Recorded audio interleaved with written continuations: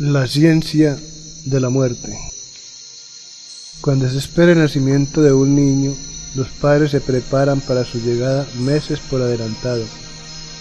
Usualmente con la más grande alegría, algunas veces la familia entera, especialmente la parte femenina de ella, ayuda a preparar las creaciones más maravillosas para la comodidad del diminuto extraño que todavía no ha hecho su aparición.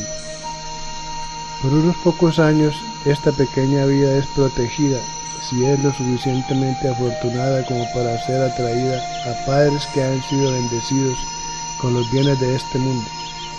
Pero el mayor número de nacimientos es entre las clases más pobres, que no pueden suministrar al niño las necesidades materiales para su bienestar. Si bien sus padres pueden darle la bienvenida y amarle con todo sus vidas, están más o menos llenas de adversidades y penas, y el niño crece hasta el estado adulto en medio de penas y sufrimientos. No obstante, con todo este sufrimiento que a menudo convierte la vida de un hombre en una carga, se aferra a la vida tenazmente y el pensamiento de la muerte le llena de horror. La que escribe visitó a algunos de los inválidos, desamparados, incurables y ancianos de uno de los grandes hospitales del condado. Halló que un cierto número de ellos tenía temor a la muerte. Algunos leían repentinamente sus Biblias, pero el miedo a la muerte no podía quitárselas. Encontramos ancianos débiles y vacilantes, rodeados de nietos cuyas maneras petulantes y más modernas a menudo suscitan la crítica de los olvidados y solitarios abuelos. A estos últimos con frecuencia se les hace ver que ya están para irse de este mundo y que incomodan, y sin embargo, cuando para alguno de ellos llega el tiempo de emprender el viaje hacia el gran más allá, habitualmente recibe este tiempo con temor y pesar. El dolor es llamado, y los familiares que en un tiempo le hicieron ver al abuelo que ya estaba para morirse, ahora hacen lo imposible para impedir la salida de este espíritu al mundo desconocido. Porque el pensamiento de este viaje hacia la vida del más allá tiene que teñirse de tanto horror, especialmente en una nación cristiana que acepta las enseñanzas del gran maestro, el Cristo, cuya misión sobre la tierra fue quitar el aguijón de la muerte. La historia antigua de la humanidad, tal como está registrada en la Biblia desde el tiempo de Adán y Eva, cuando el Señor arrojó a la humanidad del jardín del Edén, demuestra que la muerte ha sido siempre asociada con la idea de castigo. En el Génesis capítulo 20 versículo 17, el Señor amenaza a Adán con la muerte si come del árbol del conocimiento. A través de la historia de los antiguos israelitas encontramos que su Señor Jehová constantemente les amenazaba con el castigo de muerte por sus pecados.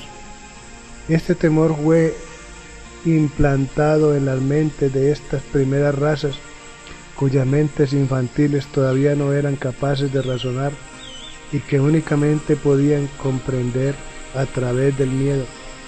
Ellos no podían concebir que Dios fuese un Dios de amor y respondían únicamente a un Dios iracundo que podía arrojarles en desconocidas tinieblas por sus pecados. Los pueblos antiguos eran muy supersticiosos y usaban gran cantidad de ritos para librarse de los poderes de las tinieblas. El miedo a la muerte creó en ellos un deseo de conservar sus cuerpos, de lo cual resultaron las varias clases de embalsamamiento. Entre los antiguos egipcios, el embalsamamiento llegó a ser un arte. Después que el cuerpo había sido sometido a un proceso de conservación por parte de los sacerdotes, era colocado en una caja de sicómoro, a la cual se le daba la forma del cuerpo y luego era devuelto a los parientes, quienes muy frecuentemente lo conservaban en la casa y algunas veces en una bóveda o sepulcro privado.